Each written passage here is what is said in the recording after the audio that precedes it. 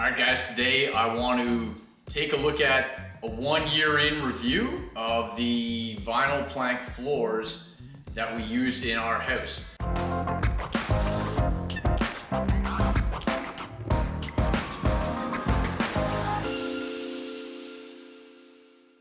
So you can see we used a glue down application. This is a piece of plastic that looks like wood, and we opted for it over engineered hardwood, real hardwood, or laminate in our house.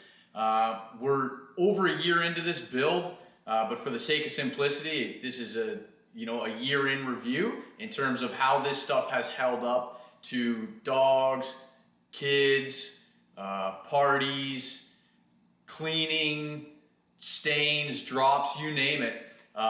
Because I thought the world of this stuff before we put it in, and I just want to update you guys on how it has actually worked out for us. So let's do a bit of a tour with the vinyl plank flooring here. All right guys, so first off, one of the coolest things about this is that we ran it through our entire house. It's continuous through our living room. There's a break on the stairs where it goes up to ash hardwood, and you can see the color match actually worked out pretty good because I know some people are concerned about that. So our entire, I'm going to flip this around, you're going to see our entire foyer is filled with this stuff. Our closets, our bathrooms, you name it. Everything is totally, I'm going to turn some lights on for you here guys. Everything is totally vinyl all the way upstairs, all through. So you get the point.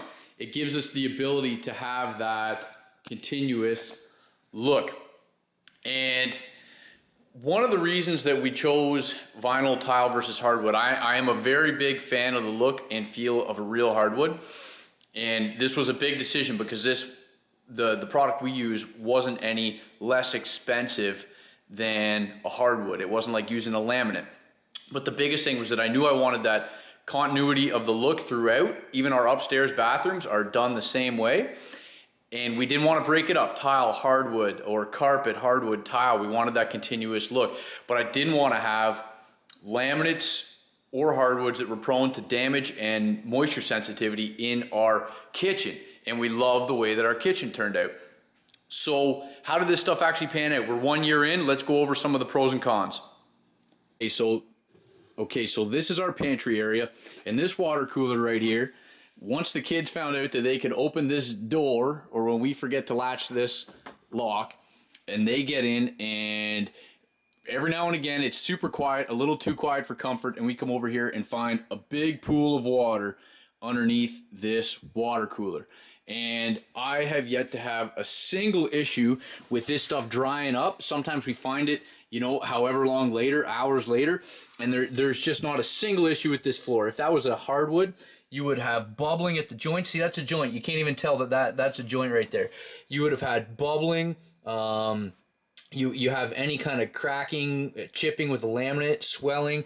With this, there's nothing. So this stuff has gotten pounded with water. Same thing in our kitchen. Routinely when we're unloading this dishwasher and taking dishes over to the cupboards, there's water dripping all over this floor. There's water getting out of the sink and onto this stuff. And there is no moisture damage whatsoever because this stuff is purely plastic. I'm going to show you a piece of it. This is all that it is. It's more or less a piece of rubber with a high definition picture of wood underneath it and a wear layer on top. And so you just can't kill this stuff with water. And also, one thing I want to show you is, see, I've got my Ecobee thermostat here. 55% humidity in here right now, which is perfect. But in the winter here, our winters, we're in Peterborough, Ontario in Canada, and our winters get very dry. And it's not unusual to go into people's houses and they've got relative humidity that's below 20%, which is extremely dry when they're running HRVs and stuff. And it is very common to see expansion and contraction issues in their hardwood, even if it's engineered, but especially if it's real wood too, where the wood dries out, it shrinks a lot, and then in the summer it swells up, it takes on so much moisture, it swells, and you have buckling at the joints. And there's just none of that with this, because this plastic doesn't take on and relieve moisture, so it doesn't shrink and expand with that moisture content. So everywhere you look, you don't see those issues with the joints. Now, one word of caution I will give you is that when we were installing this product, right here where this stove is, I used a electric heater in the stove plug. That was one of our main sources of heat going through October before we got into the real cold, and that was around the same time that this flooring product was installed. So I'm going to show you something. This is one of the only areas where there's gapping in the boards, and this was purely due to install, and this is a word of caution at the time that you install this product. See some of the gapping in the joints? Those aren't overly large, you barely notice them, but it's the only place there's any in the house, and they're not seasonal. They're all from install, and it's because at the time, the heater that was running right here was pumping out, you know, 40 plus degrees Celsius heat. It was extremely hot. So this area, the boards around it all expanded so much when they were laid that they were so high above their average temperature afterwards that they shrank down, and they were left with this little bit of gapping. So that was my own fault as sort of the builder, contractor, site supervisor on this. That's a lesson learned. And if you're installing it in a house that isn't totally climatized, it's new build and it's near the winter, make sure that you take control of your heat and get even heat throughout, because the only other places that we had issues were by this side door that was commonly having cords running through it. There was a little spot where we had a board, a plank slipping out there because the glue didn't bond properly. I don't know if you can see that. That's the subfloor. The glue didn't bond properly. And then there is one other area, if I take you over here, that we had. Okay, so right here is a piece where one of these planks has sort of popped up a little bit, and what it was is because at points we have used these registers to dry things off, namely some of these pillows from the couch when we've washed them. And what happens is this is a high velocity furnace system, and it pumps out so much heat, and that register block, and it heated up these planks, deactivated the glue, and then it popped up.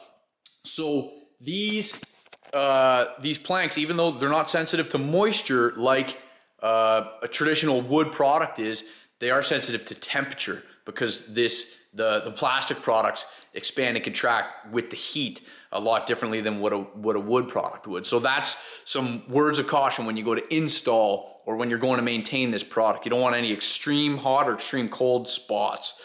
But other than that, guys, the basic stuff, the water resistance, amazing. Scratch proof, amazing. I got some video I'll show you of our little guys running around.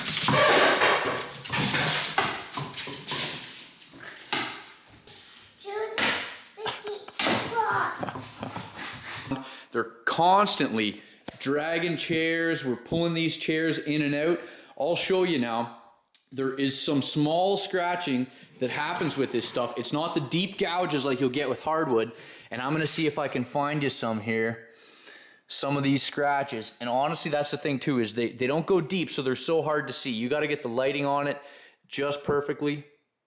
Okay, I'm gonna cut because I can't find a scratch right now. Even that's how good it is in this lighting. You can see like this is an area where our chairs are always in and out.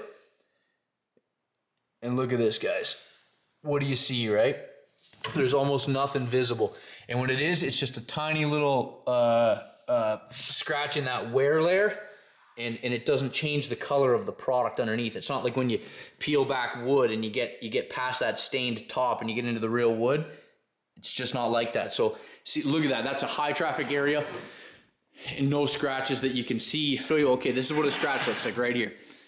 This little end table getting pulled in and out all the time, and we can't keep the soft feet on it. This is a spot. So if you can see right there, that's what a scratch looks like, guys. And that's it. As soon as I zoom out, you can't see it. And even when you're looking at it, if you can see right there, if I just give it a bit of a wipe, it almost disappears. So this stuff is definitely family proof. I mean, it's pretty future resistant in general. It doesn't matter what your application is. The biggest reason people didn't want to use this stuff is because it didn't look like real wood. And honestly, we've had so many people come to our house and say, we love your wood. A lot of people, obviously, it's not to the point where, unless someone's totally out of the loop. People don't often mistake it for real hardwood. They know it's an engineered product, but people have loved it enough that time and time again they ask us, what product did we use so that they can use it on their own place? So I think that that's it, guys. If you have any other questions or anything you want to know about this product, just let me know.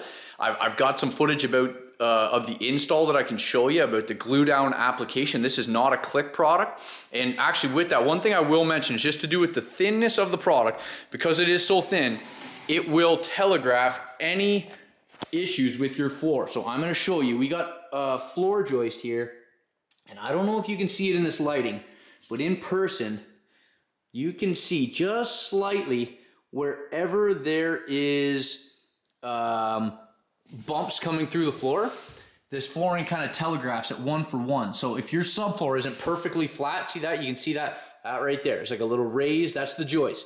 The joist below there is raised, and you can see it coming through the floor. So if you don't have a perfectly flat floor, you're gonna have issues putting down this thin of a product, because the subfloor is not that thick either. You're putting down a 1/4 inch mahogany to glue it to. And so if you don't have a perfectly flat floor, you're gonna see any of the blemishes. So you gotta make sure this application is fit to a new build or a nice flat floor. So that's it, guys. Let me know if you have any other questions. All in all, we love this stuff. We would use it again, definitely. And yeah, that's it. Let me know if you got any questions or you wanna know what product we use here. Take care, guys.